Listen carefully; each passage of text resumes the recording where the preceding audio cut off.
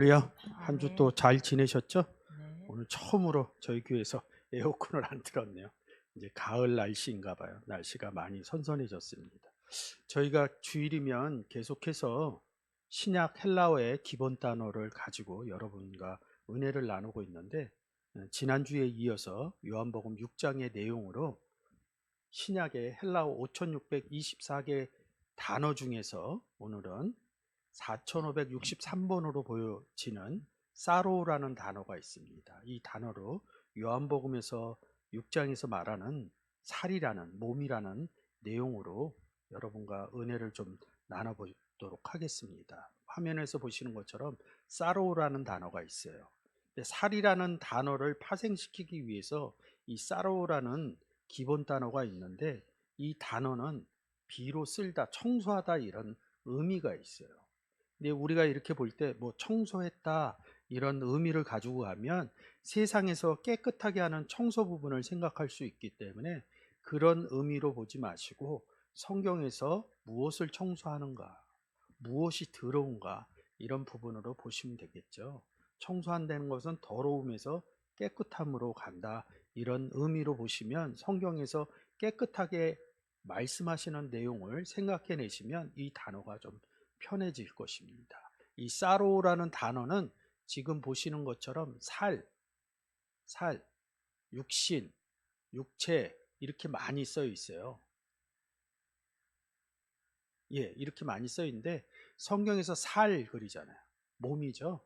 근데 몸이라는 단어가 여기 또 이렇게 있습니다. 근데 단어가 좀 달라요. 이 몸이라는 단어는 구원하다, 구원의 의미를 가지고 있어요. 근데 살과 몸은 쓰여지는 부분으로 보면 같은 의미로 쓰여집니다. 구약에서는 이 살, 육신 이 단어가 빠사르라는 단어로 기록되어져 있어요. 근데 구약에서는 한글로 살로도 쓰고 몸으로도 이 단어로 같이 씁니다. 이 바사르라는 단어로. 근데 신약에 넘어오면 살이라는 단어를 쓸 때는 이 사락스라는 단어를 쓰고요. 한글로 몸이라는 단어를 쓸 때는 소조 이렇게 씁니다. 요게 조금 달라요. 그래서 이 살과 몸은 같다 이런 의미에서 같이 보시면 좋을 것 같습니다. 그래서 그 비슷한 단어로 쉬로라는 단어도 제가 가져왔어요. 뒷부분 가서 설명을 할 겁니다. 이게 사라오 이름입니다. 이 내용이 뭐냐면 여러분들이 잘 아는 귀신 나온 얘기, 물 없는 곳으로 찾아다니는. 근데 뭘 소재예요? 집이죠. 여기 이제 집이라는 단어하고 같이 쓰여져요. 이 사로라는 단어가. 집 그러면 뭐예요? 너희는 하나님의 집이요 이런다. 그러니까 이게 집이 청소되는 데는 뭐예요? 귀신이 있는 곳은 구원을 얻지 못한다는 뜻이 있는 거죠. 그래서 귀신이 물 없는 곳을 찾아 떠났다고 그러잖아요. 어느 물, 내 배에 생수의 강이 있다 할 때 예수 그리스도가 없는 곳을 찾아다녔다 이런 뜻입니다. 그 집이 소재되고 청소가 됐다는 거죠. 귀신이 나갔다는 거죠. 구원이 얻었다 이런 의미로 볼 수 있습니다. 누가복음 15장 8절도 마찬가지입니다. 그래서 이 사라오라는 단어는 집의 청소 이런 부분으로 보면 무슨 뜻이에요? 구원 얻었다 이런 의미가 있는 것입니다. 그래서 신약에서는 사로와 소마로 쓰이는데 구약에서는 그냥 빠사로 이 한 단어로 쓰인다는 거죠. 구원 얻었다 이런 의미로 생각을 하시면 될 겁니다. 지금 좀 전에 보신 것처럼 사로라는 단어가 귀신이 어떨 때 나가요? 예수 그리스도가 들어와야지 귀신이 나갑니다. 성경에서 귀신 나가는 얘기는 많죠. 근데 그 의미를 예수 그리스도가 들어갔느냐, 영접했느냐, 못했느냐 이 부분에서 보시면 귀신의 의미가 좀 달라지겠죠. 이런 부분으로 이 사로라는 단어를 좀 보시면 좋을 것 같습니다. 왜 구원 얘기를 하냐면 지금 보시는 처럼 내 믿음이 너를 구원하였다 이렇게 쓰여지는 구절들이 있어요. 왜 그러냐면 혈루증이나 바디메어 10명의 문둥병자 안진뱅이 이들이 고침을 받을 때 이렇게 얘기합니다. 우리는 병 고침으로 받아들이는데 내 믿음이 너를 구원하였다. 지금 보여지는 구절에서 이렇게 병 고침을 이루어내고 나서 예수 그리스도께서 이렇게 얘기합니다. 사도행전은 조금 다르지만 지금 이 6구절에서 내 믿음이 너를 구원하였다. 병 고쳤는데 왜 네 믿음이 구원하였느냐? 그러면 성경의 큰 틀에서 생각하면 병 고친 역사 있었습니다. 근데 이 쓰여져 있는 데가 어디예요? 지금 사복음서죠. 사복음서는 어디에 기록되어져 있어요? 신약에 기록되어져 있죠. 이 신약은 어디에 기록되어져 있어요? 성경책 안에 기록되어져 있는 거예요. 그래서 이 병 고쳤다는 의미도 구원에서 의미로 보시면 됩니다. 뭐 병이라는 단어는 아스테니아라는 단어인데 예수 그리스도가 없을 때 병 걸렸다 이런 표현들의 내용들이 성경에 숨겨져 있습니다. 그래서 이 혈루증 걸린 여자나 눈먼 바디메오나 문둥병자나 뭐요? 예수 그리스도를 영접 못했거든요. 그래서 이 사람들이 뭐예요? 예수님하고 대화를 합니다. 혈루병 걸린 여자는 옷자락을 만지고 바디메오도 예수 그리스도를 만나서 외치고 열병의 문둥병자도 예수 그리스도와 만났다 이런 의미겠죠. 예수 그리스도를 왜 만나요? 구원 얻으려고 만난 겁니다. 우리가 왜 이 시간에 이 성경의 내용들을 이야기하고 이 설교 시간에 이런 내용들을 듣습니까? 우리들이 구원이 확증됐다 이런 내용을 성경을 통해서 알아가기 위한 것이죠. 그래서 병 고치고 나서 내 믿음이 그러니까 너의 그 예수를 만나러 왔던 그런 행동적인 믿음을 얘기하는 게 아니라 내게 믿음이 생겼다 이렇게 얘기하는 겁니다. 구원은 어떻게 얻어요? 성경은 하나님 외에 예수 그리스도 외에 구원을 얻었다 이런 내용이 없어요. 이 구원을 얘기할 때는 뭐예요? 예수 그리스도를 영접해야지만 구원을 얻었다는 거죠. 그래서 내게 믿음이 있어서 너는 구원 얻었다 이런 표현으로 기록되어져 있다는 거죠. 근데 이 성경적인 의미로 다가가지 못하면 어떻게 생각을 해요? 혈루증 걸린 여인이 바디메오가 10명의 문둥병자 중에 한 명이 예수 그리스도를 막 와서 어떤 행위로 인해서 구원 얻은 것처럼 생각을 한다. 병이 고쳐진 게 구원 얻은 것처럼. 피 흘림이 없어진 게 구원 얻은 것처럼. 소경이 눈 뜬 것이 구원 얻은 것처럼. 문둥병이 없어진 게 구원 얻은 것처럼. 구원을 얻으려면 예수 그리스도가 있어야지만 구원을 얻습니다. 아주 기본적인 생각을 잊어버린 거죠. 그래서 그 문장에 가서 병 고치는 역사로 구원 얻은 얘기를 하는 거죠. 그럼 병이 고쳐진 사람들은 예수 그리스도가 없어도 될까요? 예수 그리스도를 영접 안 해도 될까요? 많은 분들이 예수 그리스도를 믿고 나서 병 고침의 역사도 많이 이루어냅니다.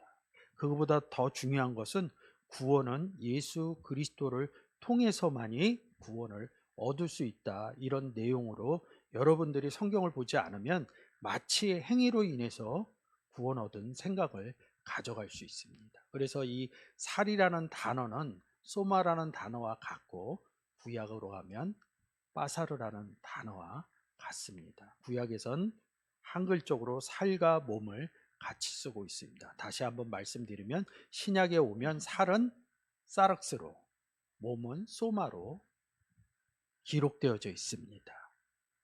그래서 이 사로라는 단어는 집을 중심으로 비어 있다는 거죠. 집, 하나님의 집, 우리가 사는 집을 얘기하는 게 아닙니다. 그래서 구약에선 이 집이라는 단어, 베이트라는 단어로 집과 한글로 집이라는 단어와 왕궁의 단어와 더 많이 쓰이는 것은 여호와의 전, 하나님의 전, 성전을 얘기하고 있습니다.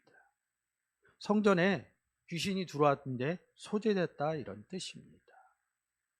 그래서 이 단어는 이 사로라는 단어는 쉬로라는 단어하고 같이 쓰여요. 이 단어도 많이 쓰여지지 않지만 요한복음 21장 8절에서 153마리의 물고기 잡은 사건으로 보시면 됩니다. 물고기를 이끌어서 153마리를 어디 실어요? 배에 실었다. 그 배에 누가 타고 있어요?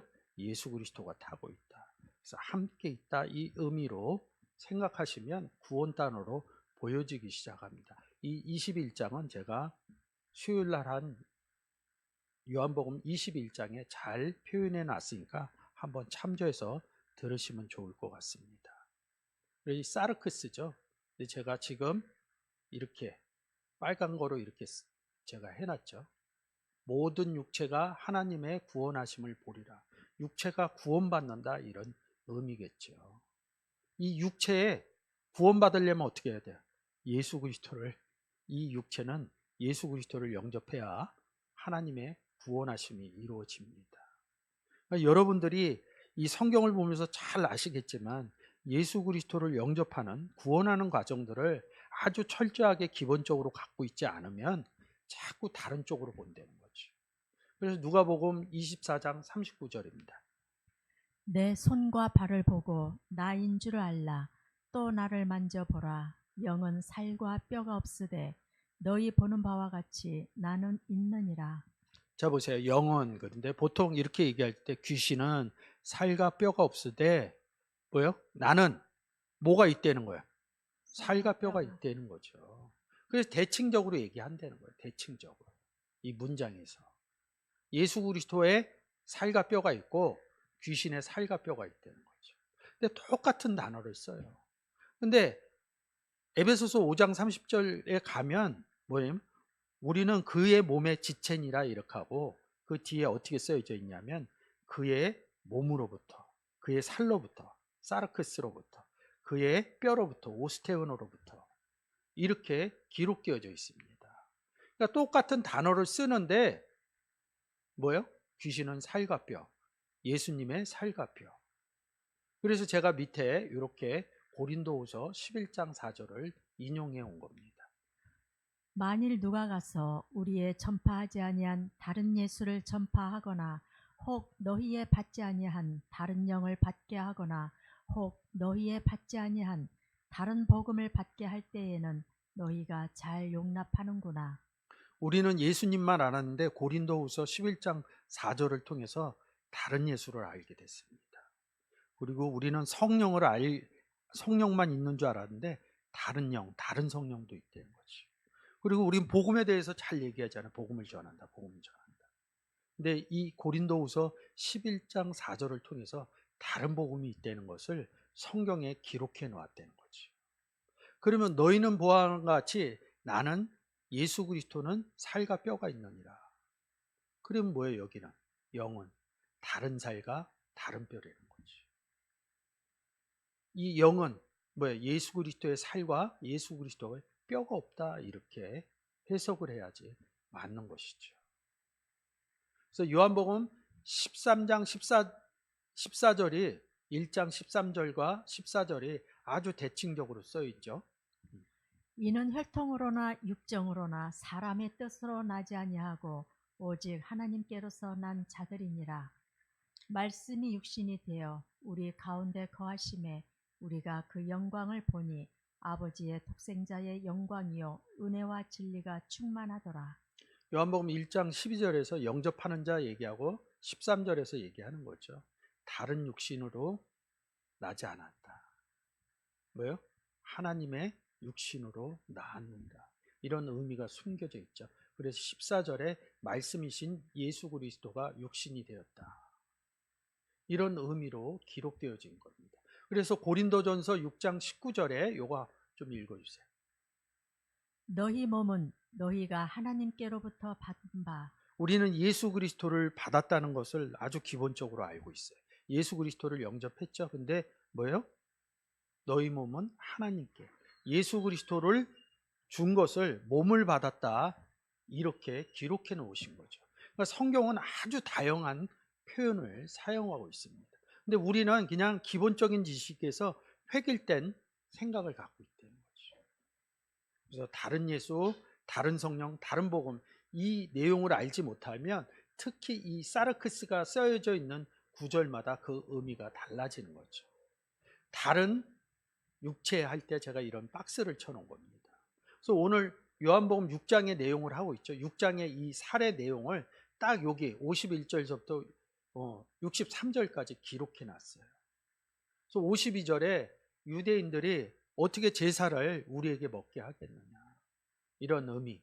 근데 요한복음 6장 근데 53절에 뭐라 그래? 인자의 살을 먹지 않고 내 살을 먹고 내 살은 참된 양식이요 내 살은 내 피를 마시는 자는 먹으라는 얘기죠. 예수 그리스도의 말씀을 받아들여라. 이런 뜻으로 해석하면 좋겠죠. 근데 63절 가서 이렇게 얘기합니다. 살리는 것은 여기니 육은 무익하니라. 이때 다른을 집어넣어. 다른 육은 예수 그리스도를 영접하지 않는 사람들은 무익하니라. 이런 의미로 해석해야 이 사르크스가 해석이 되는 거죠. 이 고린도후서 11장 4절의 기본적인 내용을 모르게 되면 이 사르크스는 풀기가 굉장히 어렵습니다. 성경에서 율법 얘기하는 내용하고 똑같습니다. 율법도 생명의 성령의 율법, 죄와 사망의 율법 이럽니다. 율법 얘기할 때 생명의 성령의 율법은 그냥 율법으로 쓰고 죄와 사망의 율법은 고린도후서 11장 4절에 맞춰 놓으면 다른 율법 이렇게 보시면 율법이나 사르크스나 이 고린도후서 11장 4절을 기준으로 본문에서 보면 이거는 구원 얻지 못한 육체를 얘기하는 것이구나.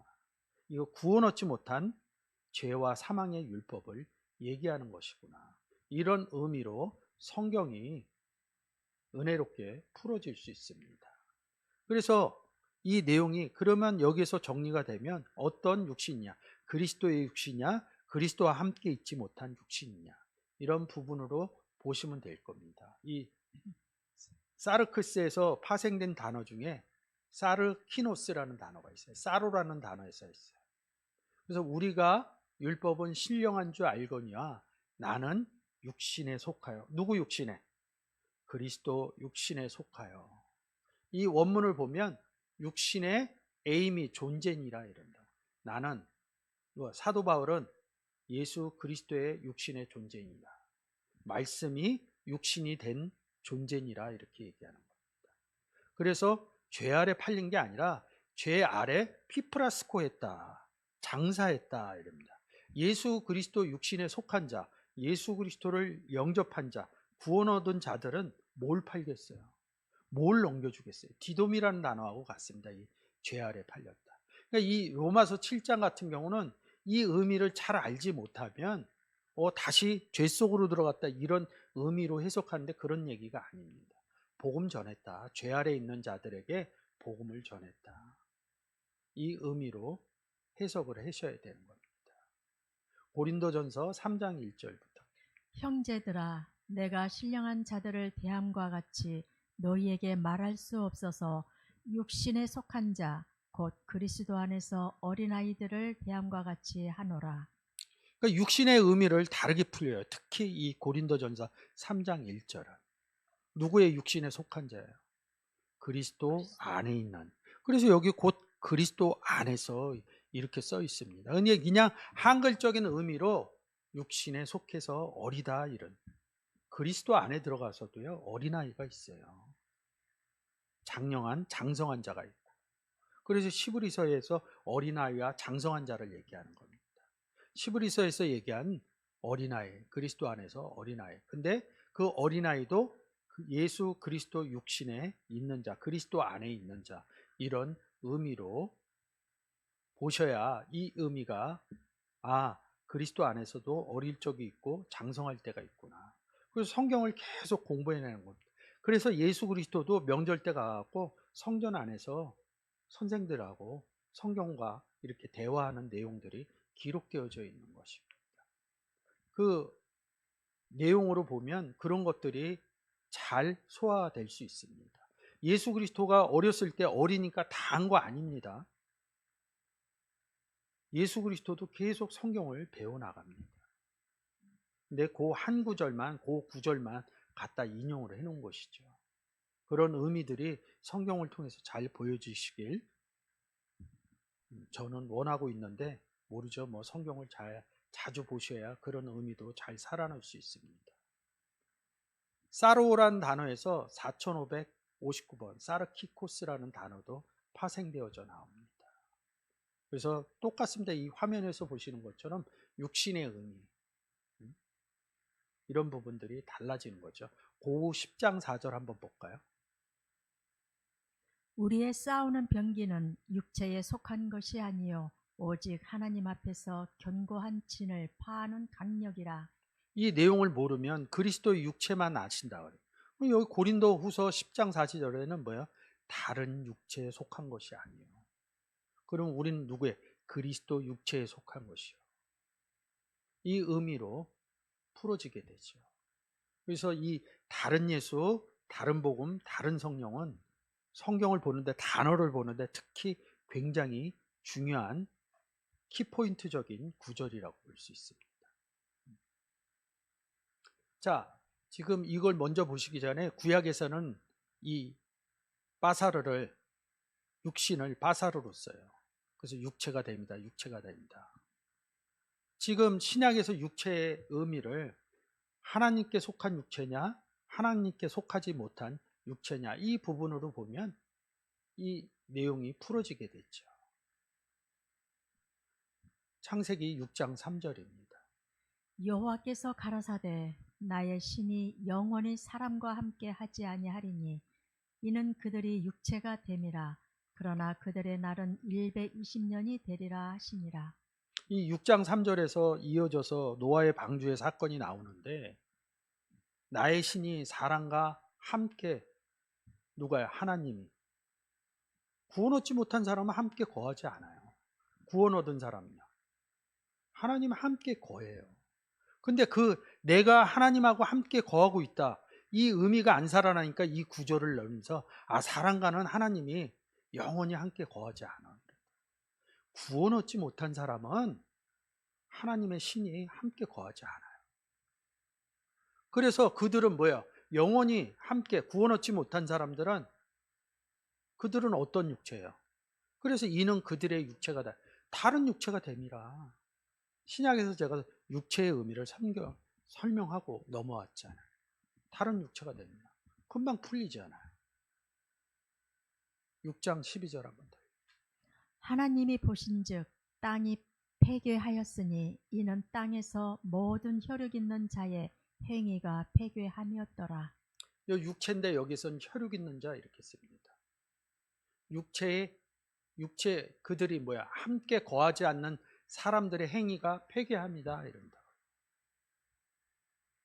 그럼 우리 폐괴한다 이 말뜻으로 보면 뭔가 굉장히 폭력적이고 이렇게 생각을 해요. 아주 못됐다 이런 의미로 가죠. 응? 근데 이게 어디 써 있어요? 창세기에 써 있죠? 창세기는 어디 써 있어요? 구약에 기록되어 있죠. 이 구약의 책은 어디? 성경 안에 있는 거예요. 그러니까 구원 얘기로 봐야 되는 거예요. 그러면 예수 그리스도가 없는 육체, 구원 얻지 못한 다른 복음 전하는 행위가 폐괴합니다. 이렇게 해석을 해야지 성경이 맞아진다는 거죠. 근데 우리는 세상 논리적으로 자꾸 끌려온다는 거죠. 이 폐괴한 행위 하는 사람들이 많거든요. 횡포 부리고 정당한 행위 안 하고 이런 부분으로 얘기를 하는데, 성경에서는 이들의 행위가 어떤 행위예요? 여러분들은 살아가면서 어떤 행위를 할 거예요? 여러분들의 삶의 행위는 있어요. 가족들하고 직장에서 하는 행위하고. 근데 지금 이 시간에 우리는 어떤 얘기야? 성경의 행위를 얘기하는 거예요. 그 성경에서 얘기하는 행위는 뭐예요? 복음 전하는 행위라고 그럽니다.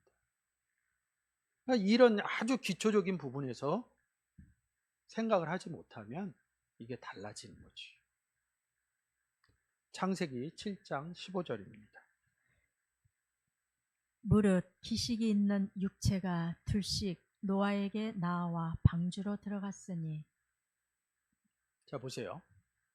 기식 있는 육체가 둘씩 이른다. 정결한 짐승, 부정한 짐승 이렇게 태우죠. 육체에 이릅니다.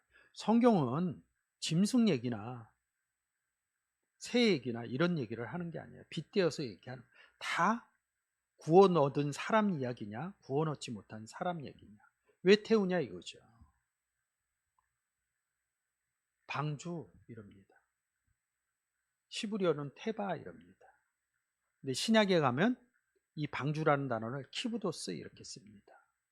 그래서 노아의 방주할 때 이렇게 써요. 근데 시브리어서 가서는 뭐라고 그러냐면 성전 안에 궤로 얘기를 합니다.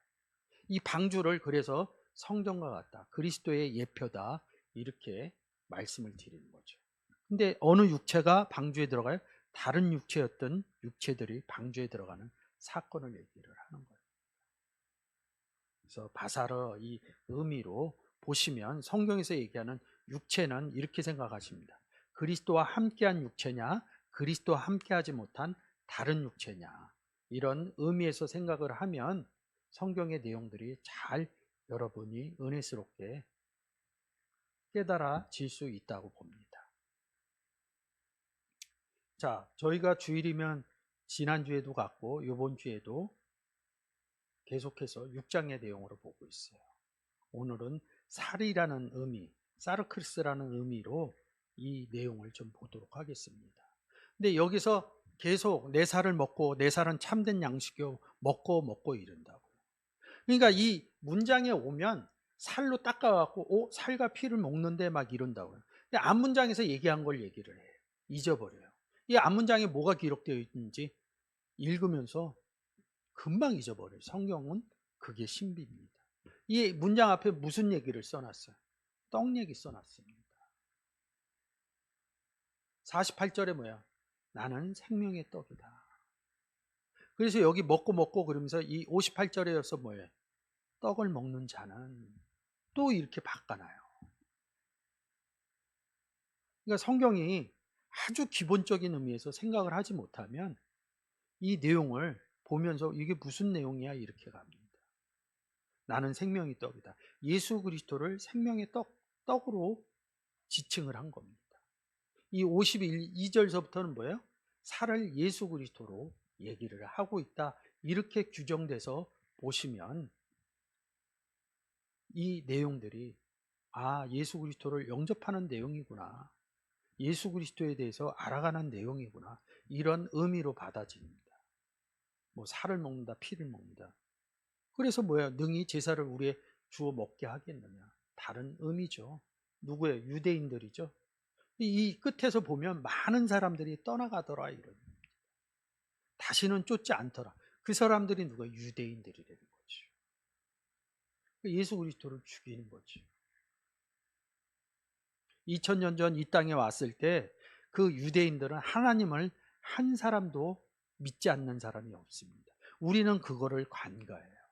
근데 아까 앞에서 뭐예요? 고린도후서 11장 4절에 다른 예수, 다른 복음, 다른 성령이 있다는 것을 알지 못해요. 그러면 다른 예수가 있으면 이 예수님은 요한복음 10장 30절에서 나와 아버지는 하나다 이렇게 말씀하고 계십니다. 그럼 다른 예수가 있다 그러면 다른 하나님도 있겠죠. 이 유대인들은 누굴 믿었냐면 다른 하나님을 믿었다는 거죠. 그래서 출애굽기 20장에 십계명을 얘기하면서 나 외에 다른 신을 믿지 말라 이렇게 얘기할 때 이 다른 신이 엘로힘이에요. 다른 하나님을 믿지 말라는 거죠. 이 유대인들은 말 뜻을 몰라요. 왜? 성경이 풀어지지 않으니까. 근데 이 제자들은 그나마 그 내용도 아니까 예수 그리스도께서 어린 자기 때문에 잘 깨닫지는 못해요. 근데 예수 그리스도가 하나님을 바르게 얘기해, 이런 중심적인 생각이 있었던 것 같아요. 그래서 나중에 사도행전 가고 장성한 자가 됩니다. 52절, 53절. 이러므로 유대인들이 서로 다투어 가로되 이 사람이 어찌 능히 제 살을 우리에게 주어 먹게 하겠느냐. 예수께서 이르시되 내가 진실로 너희에게 이르노니 인자의 살을 먹지 아니하고 인자의 피를 마시지 아니하면 너희 속에 생명이 없느니라. 떡을 살로 보시면 됩니다. 근데 여기서 인자의 살 그러면서 여기서 이제 하나가 더 넣어요. 인자의 피, 생명, 하이마 이럽니다. 물과 같은 거죠. 피는 내 배에서 생수의 강이 나간다, 이런 의미로 좀 받아들이시면 좋을 것 같습니다. 앞에서 얘기했듯이 뭐요? 살 이릅니다. 이 살이라는 단어가 사륵스, 그리고 신약의 소마, 그리고 구약으로 가면 바사를 이릅니다. 근데 왜 이런 것들이 예수 그리스도냐, 이런 부분으로 성경으로 또 증거해내야겠죠. 이 1319번은 1320번과 같다 이런 의미입니다. 이 파생된 게 아니라 동일하다 이런 뜻입니다. 그래서 살 얘기는 제가 앞에서 했어요. 예수 그리스도를. 근데 이 바사로 똑같이 얘기하는 단어가 이사야서 61장 1절에는 이 바사르라는 소식이 아름다운 소식 이렇게 써 있습니다. 주 여호와의 신이 내게 임하셨으니 이는 여호와께서 내게 기름을 부으사 가난한 자에게 아름다운 소식을 전하게 하려 하심이라. 나를 보내사 마음이 상한 자를 고치며 포로된 자에게 자유를, 갇힌 자에게 노임을 전파하며. 이 이사야서 61장 1절을 예수 그리스도가 회당에 서서 얘기하면서 이 구절을 인용을 합니다. 누가복음 4장 18절입니다. 주의 성령이 내게 임하셨으니 이는 가난한 자에게 복음을 전하게 하시려고 내게 기름을 부으시고 나를 보내사 포로된 자에게 자유를, 눈먼 자에게 다시 보게 함을 전파하며 눌린 자를 자유케 하고. 이사야서에서는 아름다운 소식이라고 그랬어요. 근데 누가복음 4장 18절에서는 복음을 전하게 하리라. 그래서 이 살이라는 단어가 복음이라는 단어로 연결이 되어지는 겁니다. 성경에 이런 의미를 가져와야 제가 앞에서 사르크스를 설명하면서 예수 그리스도의 살과 떡이다, 살과 피다, 이런 의미로 말씀을 드리고 있는 것입니다. 이런 의미로 보면 살의 의미, 몸의 의미. 그래서 구약에서는 이 사르크스란 바사르란 단어로 몸과 살이라는 단어를 동시에 쓴다. 한글적인 의미로. 근데 신약에 오면 살은 헬라어로 사르크스, 그리고 몸은 바사르 이렇게 쓴다. 이렇게 반복해서 말씀을 드리는 겁니다. 그래서 이 살이란 단어, 내가 곧 생명의 떡이다. 이 의미를 알아야 이 살의 의미가 연결되어지는 겁니다. 그래서 만민의, 여기는 민이라고 썼죠. 만민. 모든 육체를 다스리는 권세를 주셨다. 이 의미가 잘 해석되어지는 거죠. 사도행전 2장 17절에 한번 읽어주세요. 하나님이 가라사대 말세에 내가 내 영으로 모든 육체에게 부어 주리니 너희의 자녀들은 예언할 것이요 너희의 젊은이들은 환상을 보고 너희의 늙은이들은 꿈을 꾸리라. 어떤 육체에게 보여줘요? 영을. 그 아들의 영을 우리 마음 가운데 보내줬다는 거지. 예수 그리스도의 영과 하나님이 영이 없는 사람들에게 하나님이 가라사대 말세에 내 영으로 영을 보여주겠다. 하나님이 세상을 이처럼 사랑하사 독생자를 주셨으니 이 내용하고 같은 겁니다. 다른 육체에게, 예수 그리스도의 육체가 없는 사람에게 부어주리라. 근데 이 성경적인 의미를 모르면 영에서 또 생각을 달리하고요.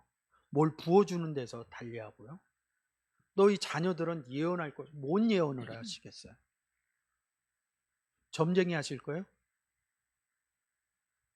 성경에 쓰여져 있는 내용을 얘기하는 것을 예언할 것이요, 이렇게 얘기를 합니다.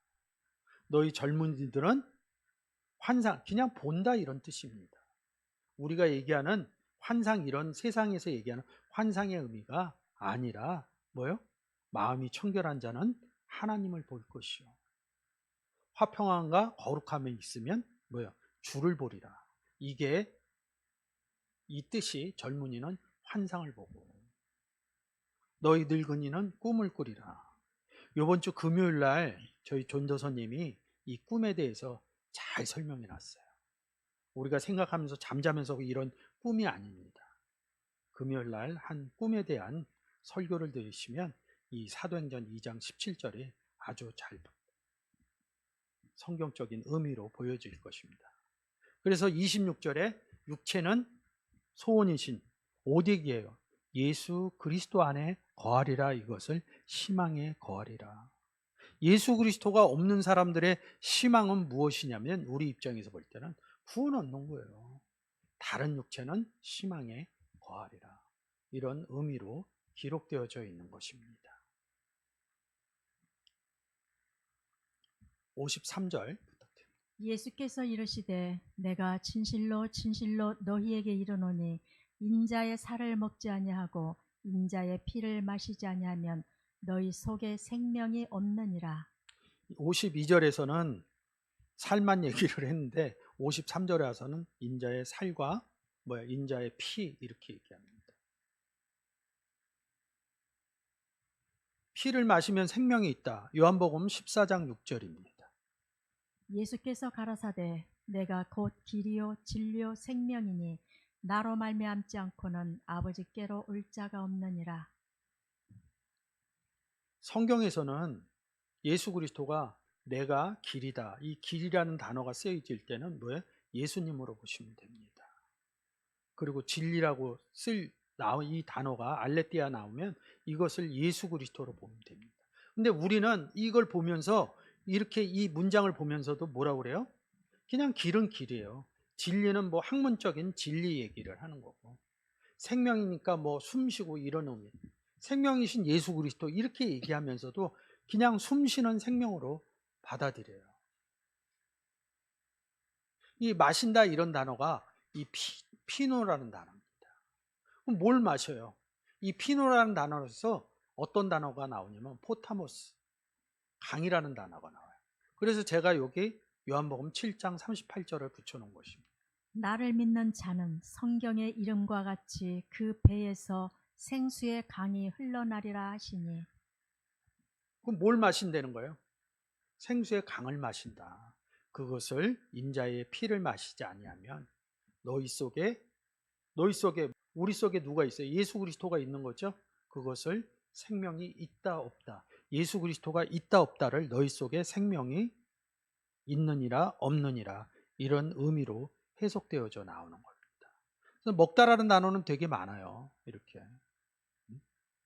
그러니까 무엇을 먹느냐? 인자의 살인, 인자의 피를 먹느냐 안 먹느냐 이런 의미로 보시면 되겠죠. 인자의 살을 먹고 인자의 피를 먹으면 너희 속에 생명이 있는 거죠. 구원 얻었다 이런 얘기입니다. 이 앞부분에서 뭐예요? 하늘에서 내려온 떡 얘기하는 겁니다. 하늘에서 뭐예요? 살이 내려오고 하늘에서 인자의 피가 내려온다. 이런 의미도 받아들일 수 있는 것이죠. 자, 54절, 55절입니다. 내 살을 먹고 내 피를 마시는 자는 영생을 가졌고 마지막 날에 내가 그를 다시 살리리니 내 살은 참된 양식이요 내 피는 참된 음료로다. 53절에서는 먹지 않고 마시지 않는 이런 의미로 얘기를 하고 54절에서는 마시는 의미를 얘기를 했죠. 내 살을 먹고 내 피를 마시는 자는 영생을 가졌고 내 살을 먹지 않고 피를 마시지 않으면 생명이 없고 똑같아요. 마시는 자는 생명이 있다. 영생을 가졌다. 영생, 에코 조엔 아이오나스 이름입니다. 요한복음 3장 16절이죠. 영접하는 자는 영생을 가졌다. 가졌다. 근데 왜 마지막 날에 내가 그를 다시 살리리라. 마지막 날에 그냥 살리리랍니다. 다시가 아닙니다. 원래는. 아나 시스템이 이렇게 갖고 다시가 아니라 살리리라 이런다.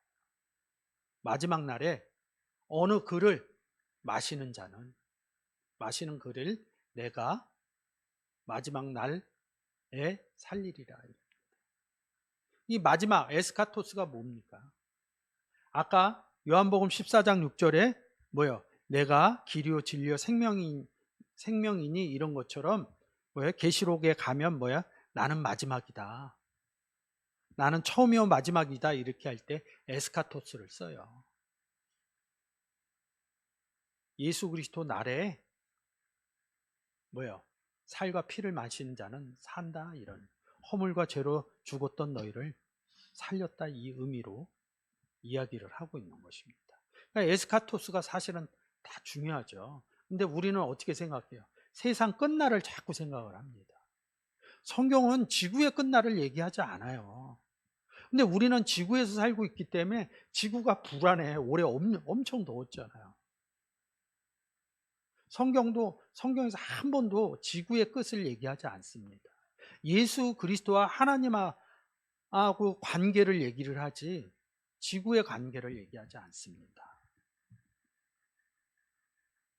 그래서 마지막 날 에스카토스 헤메라 이럽니다. 그게 명절 끝날이에요. 명절 끝날에 큰 날에 예수께서 와서 가르쳐 누구든지 목마르거든 내게 와서 마셔라. 마시면 어떻게 돼요? 살리라. 구원을 얻으리라. 그 얘기 계속 하는 거예요. 하늘에서 그 윗구절에서는 하늘에서 떡 먹는 얘기를 하고 떡 먹는 얘기를 지금 52절서부터 뭐예요? 살과 피로 떡을 살과 피로 바꿔서 다시 얘기하는 겁니다. 너희가 이렇게 해야지 구원해. 그러면 이런 거를 알려면 어떻게 해요? 성경에 대해서 관심을 가질 수뿐이 없어요. 성경에 대해서 관심 갖는다는 건 뭐예요? 하나님과 예수님에 대해서 관심을 갖는다. 하나님과 예수님이 어디 있게요? 내 안에 있기 때문에 구원 얻은 자로서 당연한 관심을 갖게 되는 것이죠.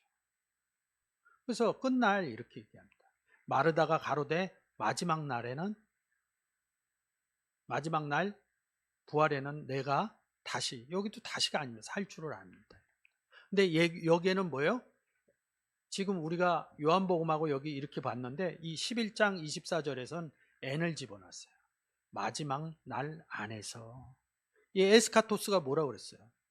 나는 처음이요 마지막이요 하는 것처럼 예수 그리스도를 에스카토스로 얘기를 하는 겁니다. 예수 그리스도의 날에 안에서 산다는 거죠. 살았다는 게 뭐예요? 허물과 죄로 죽었던 너희들을 살렸다. 이게 산 것입니다. 구원 얻은 게 산 것입니다.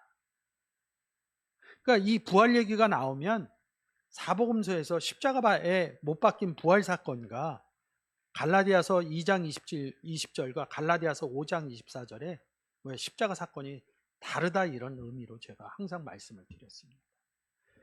갈라디아에 써 있는 부활의 사건은 허물과 죄로 죽었던 너희를 살린 것이죠. 부활의 의미가 그냥 단어적인 의미가 뭐예요? 죽음에서 살아난 얘기죠. 에베소서 2장 1절이잖아요. 허물과 죄로 죽었던 예수 그리스도가 없었던 너희가 예수 그리스도를 영접해서 살았다. 이게 부활의 의미라는 거죠.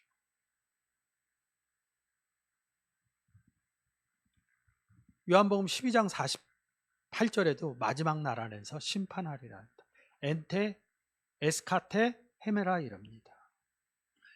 마지막 날 안에서 마지막 날 안에 들어간 사람들이 구원 얻은 사람이 예수 그리스도를 전하면 받아들이는 사람은 뭐예요? 구원을 얻는 것이고 예수 그리스도를 영접하지 않는 사람은 어떻게 되는 거예요? 심판. 그래서 마지막 날 안에서 뭐예요? 예수 그리스도를 영접하지 않는 사람은 심판하리라. 요한복음 16장 17절 18절을 그 내용의 구원과 심판의 의미를 잘 해석해야 이 심판의 의미가 살아나지, 그냥 우리가 생각하는 계시록에 많은 사람들이 얘기하는 그런 심판의 의미로 받아들이면 안 됩니다. 구원 얻지 못했을 때 성경에선 심판, 이 의미를 갖고 오고 있습니다. 그래서 말세가 뭐냐? 말세가 성경이세요. 에스카타이아 헤메라 똑같습니다. 에스카토스. 그게 마지막이에요. 말세. 구원을 정점적으로 뭐예요? 구원 얻지 못한 사람이 혈과 육에 있던 사람들이 예수 그리스도 안에 바뀌는 겁니다. 육체가. 그럼 이 들어가는 바뀌는 시점이 끝나는 시점 아니에요.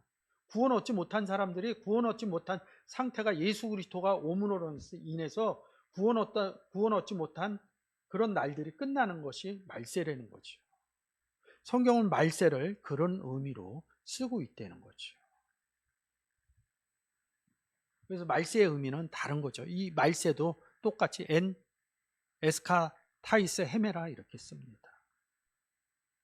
그리스도를 기준으로 말세와 마지막을 쓰고 있다는 것이죠. 그래서 마지막 날 안에서 살리는 것이 어디에서 살리는 거예요? 그리스도 예수 안에서 살리는 것입니다. 그리스도 예수 안에서 살려면 뭐요? 예수 그리스도의 살과 피를 먹어야 되는 것이죠. 그 앞으로 보면 하늘에서 내려온 생명의 떡인 예수 그리스도의 떡을 먹어야 된다는 거죠. 성경의 의미로 계속 풀어내지 못하면 성경은 너무 어려워요. 얘기할 게 없어요. 이런 의미로 다시 생각을 하셔야겠죠. 57절입니다.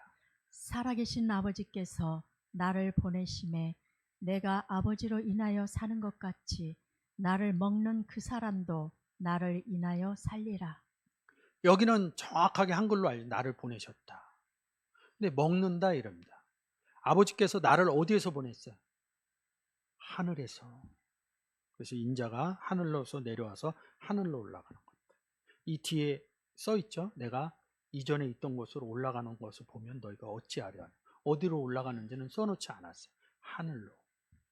혼자 올라가실까요? 항상 데리고 올라가셔요.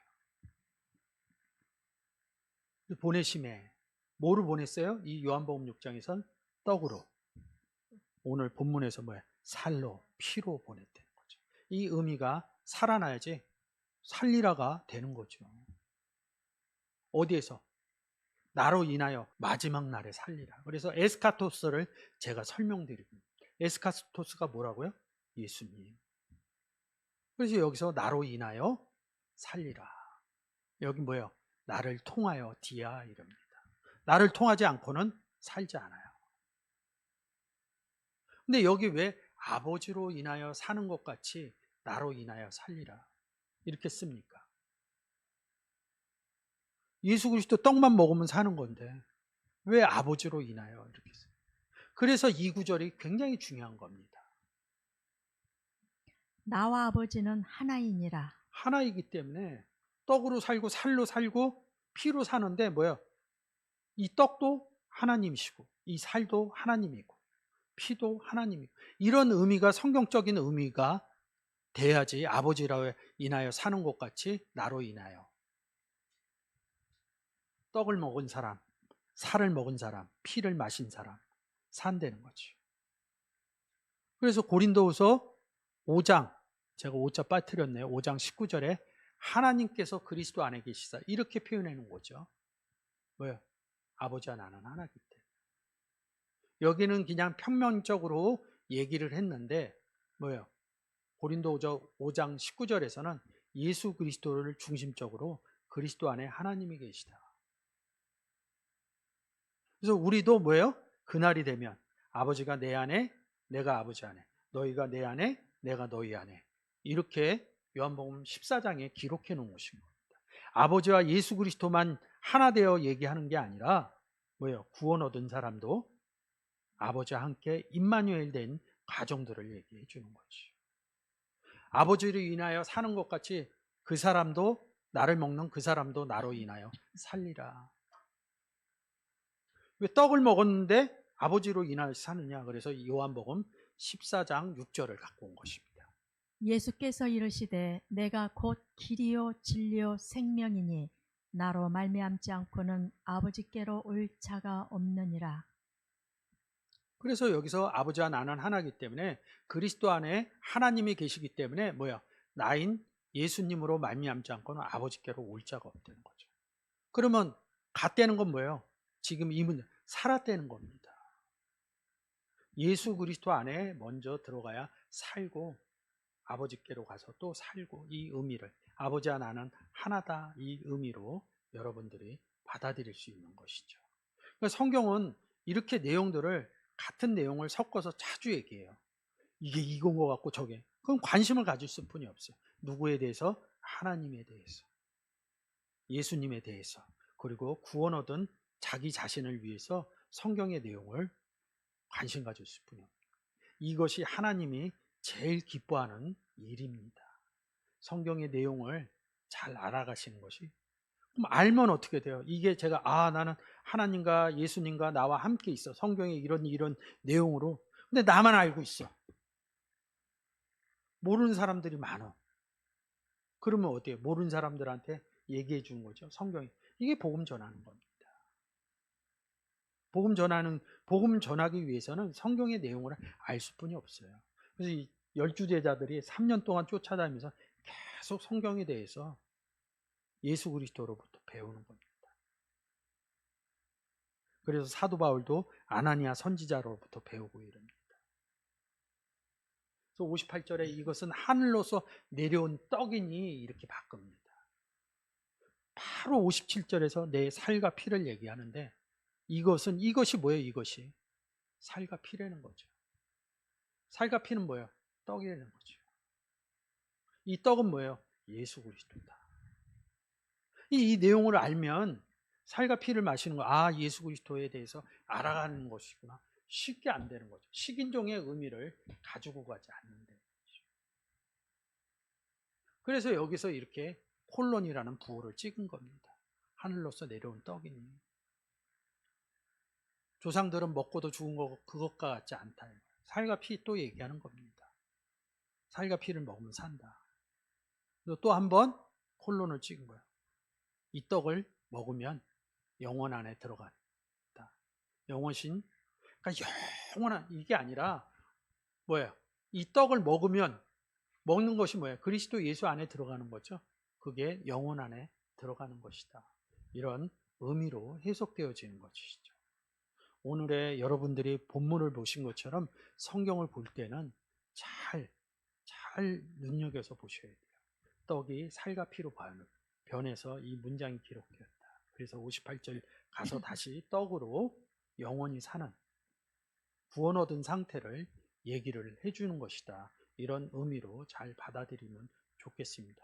여러분들이 또 한 주 동안 혹시나 생활하면서 이 떡에 대해서 이 6장의 살과 피에 대해서 궁금한 분들이 있으면 이런 내용으로 꼭 복음을 전하시는 여러분들이 되셨으면 좋겠습니다.